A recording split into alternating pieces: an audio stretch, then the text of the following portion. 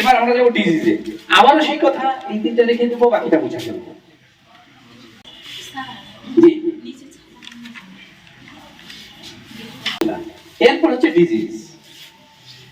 Disease আমি এটা বাংলা বলতে পারছি না এই মুহূর্তে, আপনারা আপনাদের মতো করে বাংলা করে নেবেন। শুধু কি জিনিস খায় না, মাথায় দেয় না, পড়ে না, ব্যবহার করে, সেটা বলে দিচ্ছি।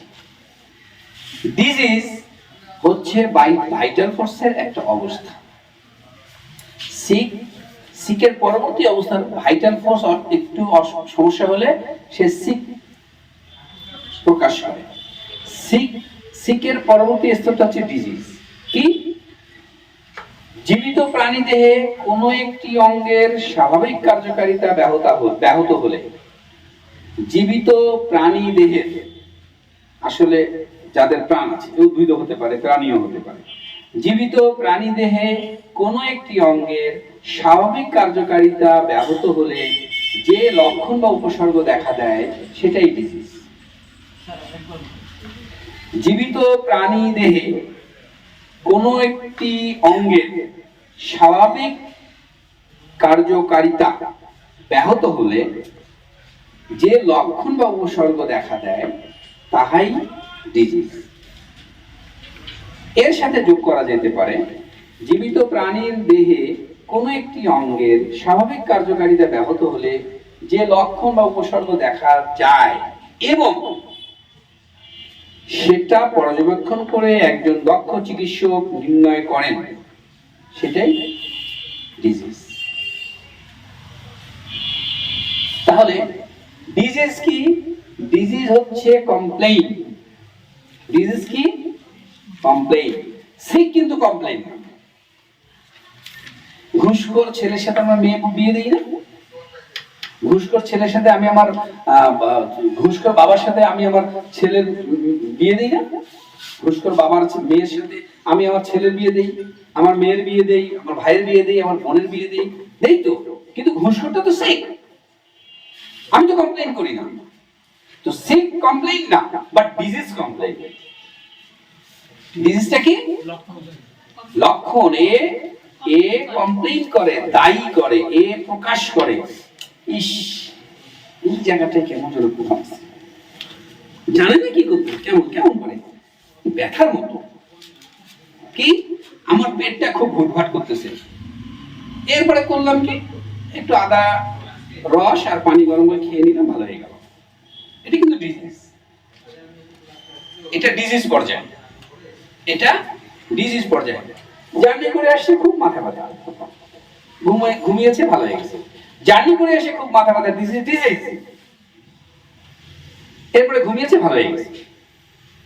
ব্যথা পেয়েছে, যেমন ওই যে এনারা কাজ করতে করতে কেটে গেছে, অনেকটাই কেটে গেছে, বেশ রক্ত বেরিয়েছে, একটু চিপে ধরেছে কিছুক্ষণ বা একটু বেঁধে রেখেছে।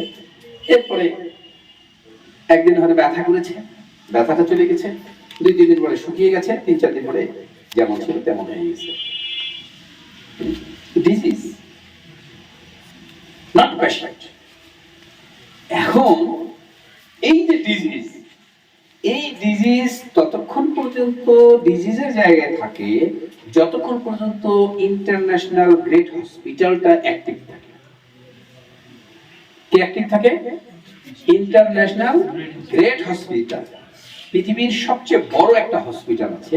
এইটা যতদিন পর্যন্ত ঠিক থাকবে, এর যতদিন পর্যন্ত অ্যাক্টিভ থাকবে, ততদিন পর্যন্ত এই ডিজিজ পর্যন্ত থাকবে, কখনোই পেশেন্ট হবে না। এই হসপিটালের নাম কি? এই হসপিটালের নাম মুজাহিদ, কোন কি রুমানা, তারপরে ওই আলামিন, জাহিদ। আমরা আমাদের বডিটা এক একটা হসপিটাল। এখানে একটা স্পেশালাইজড, পৃথিবীর সবচেয়ে বড় হসপিটাল যেটা, সেখানে যত কিছু অ্যারেঞ্জমেন্ট আছে তার চাইতে বেশি কিছু অ্যারেঞ্জমেন্ট আছে আমার এই হসপিটালে। এই জন্য কেটে গেলে, বেঁধে রাখলে বা একটু কিছু করলে শুকিয়ে যায়, ভালো হয়ে যায়, কারণ এখানে হসপিটাল আছে। এই হসপিটালটাকে ভালো রাখতে হবে। এই হসপিটালকে ভালো রাখার জন্য এর সমস্ত মাল, জিনিসপত্র, কেচি, চাকু, ব্লেড, ছোরা, যা দরকার, অক্সিজেন, সব সরঞ্জাম সাপ্লাই দিতে হবে। আর এই সব কিছু সাপ্লাই দেওয়ার জন্য একটা কারখানা আছে, সেই কারখানার নাম হলো ইমিউনিটি। আর এই ইমিউনিটিকে ঠিক ঠিক করার জন্য একটা কোম্পানি আছে, সে পাঠায় দেন, ওটা ডেলিভারি দিবে, তার নাম হচ্ছে মেলাটোনিন। আর এই মেলাটোনিন আসবে কেউ রাত 10টা থেকে 2টা পর্যন্ত অন্ধকার ঘরে মানে গভীরভাবে ঘুমিয়ে থাকে। তাহলে এই হসপিটাল চালু রাখার জায়গা একটাই, রাত 10টা থেকে রাত 2টা পর্যন্ত অন্ধকার ঘরে গভীরভাবে ঘুমিয়ে থাকে। সুস্থতার বহু বড় একটা আলামত। রাত 12টা পর্যন্ত চেম্বার করবো, রোগী দেখবো, তো ওই যা কামাই করবো তা কিন্তু স্কয়ার হসপিটালে সব চলে যাবে। আমাকে সুস্থ রাখার জন্য আমাকে রাত 10টার মধ্যেই অর্থাৎ 9:30টার মধ্যে ঘুমোতে হবে, রাত 2টার পরে আমার যখন মন চাইবে উঠে যাবো, কোনো সমস্যা নেই। তাহলে রাত 10টা থেকে 2টো মানব দেহে মাত্র 4 ঘন্টা মেলাটোনিন প্রোডাকশন হয়, ঠিক আছে স্যার? মাত্র 4 ঘন্টা, রাত 10টা থেকে রাত 2টা। আপনি রাত 11টায় ঘুমাইলে 3 ঘন্টা, 1 ঘন্টা কমে গেল, 12টায় ঘুমাইলে 2 ঘন্টা কমে গেল, 1টায় ঘুমাইলে 3 ঘন্টা কমে গেল, 1 ঘন্টা থাকলো। যদি 1টা পরে ঘুমান, কিছুদিন পরে আপনার হসপিটালের স্টক যেদিন কমে যাবে, গাড়ির তেল যেমন কমে গেলে গাড়ি বন্ধ হয়ে যায়, আপনিও বন্ধ হয়ে যাবেন। ও শুধু কাজ করবে না। হ্যাঁ, তাহলে এই ডিজিজকে রক্ষা করার জন্য অস্ত্র আমার কাছে আছে, আমি ব্যবহার করব কি করব না এটা আমার ব্যক্তিগত সিদ্ধান্ত। আমার চেম্বারে অনেক পেশেন্ট আছে, বলে কি ডাক্তার 10টার সময় ঘুমাবো, তখন তো সন্ধ্যা হলো। আবার এমন অনেক পেশেন্ট পাই, ডাক্তারবাবু তো 12টার আগে তো ঘুমই ভাঙে না, সকালে ক্ষুধাই লাগে না। সকালে ক্ষুধা লাগে না মানে কি জানেন? আপনি আপনার জীবনের কাছে হেরে গেছেন। এক্ষুনি বসে থেকে সার্চ দেন সবাই, important meal of a day. Breakfast হচ্ছে সারা দিনের সবচেয়ে গুরুত্বপূর্ণ খাবার। এই জন্য রাতে সকালে খেতে হয় বাদশার মতো, দুপুরে খেতে হয় প্রজার মতো, আর রাত্রে খেতে হয় মিসকিনের মতো।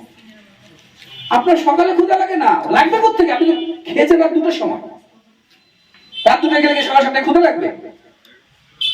আপনি খান না সন্ধ্যা 7টার সময়, ওঠে ফজরের আগে ক্ষুধা লাগবে?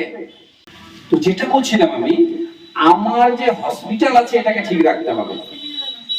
ওই যে সকালে যদি ক্ষুধা না লাগে, তাহলে কিন্তু এই যে ওর মতো অবস্থা। সকালে ক্ষুধা লাগতে হবে, এবং সেই ক্ষুধা কি না খেলে মাথা চক্কর দিবে এরকম ক্ষুধা লাগতে হবে সকালে আমাকে, না লাগুক সারাদিন, কোনো সমস্যা নেই, কোনো সমস্যা নেই। তাহলে ডিজিজ পর্যায় থেকে এইবার আমরা বেরিয়ে আসবো, পেশেন্টে চলে যাব। আমি আবারও জিনিসটা একটু বলছি, এইটাই কিন্তু আসল জায়গা, পেশেন্টটা আসল জায়গা না। আমাদের ডাক্তারদের জন্য পেশেন্টটা আসল জায়গা, কিন্তু আমি অ্যাজ এ ম্যান, আমার যে পরিবার আছে, আমি আছি, আমার জন্য ডিজিজ পর্যন্ত থাকতে হবে। ডিজিজের পরে আর যাওয়া যাবে না। ঠিক হতে পারি আমি, আমার ডিজিজ হতে পারে, ওইটাকেই আমাকে ওইখানেই বাধা দিতে হবে। আর বাধা দেওয়ার জন্য এখন থেকেই অভ্যাস করতে হবে 9:30টায় বিছানায় যাওয়া, ভোরবেলা ওঠা। এই জন্য এইটা একটা অভ্যাস করতে হবে আমাদেরকে।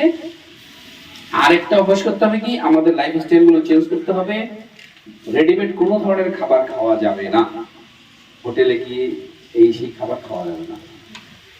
হোটেলে রুটিও খেলে ক্ষতি করে, বাধ্য হয় সেটা তো ভিন্ন কথা, পরিস্থিতি ভিন্ন কথা। তো আমাকে সুস্থ রাখার জন্য এই কাজগুলো করতে হবে। ধর্মীয় জীবনযাপন পালন করতে হবে, সোশ্যাল কন্ডাক্ট মেইনটেইন করতে হবে। সোশ্যাল কন্ডাক্ট কি? আমার পাশের বাড়িতে কোনো প্রোগ্রাম হচ্ছে, আমাকে ডাকেনি, তাও আমি গিয়ে তাদেরকে সাহায্য করব। ডাকছে তাও সাহায্য করব। আমার কোনো আত্মীয় অসুস্থ, দৌড় দিয়ে চলে যাব। আমার মানে কারো সুসংবাদে না গেলেও দুঃসংবাদের জন্য সবাই আমাকে পায়। এইটা হলো সোশ্যাল কন্ডাক্ট। এই যে কেউ তার দুঃসংবাদে আমাকে পেল, আমার কিন্তু বড় বড় রোগ ভালো হয়ে যাবে। এখানে ভালো লাগার সাথে সাথে আপনার রোগ প্রতিরোধ ক্ষমতা বেড়ে যাবে, লাখ টাকার রোগ প্রতিরোধ ক্ষমতা তৈরি হবে একদম। এই জন্য দয়া করে আমরা এই কাজগুলো করব। সামাজিকতা, এই জন্য বলা আছে social, mental, physical, moral, spiritual.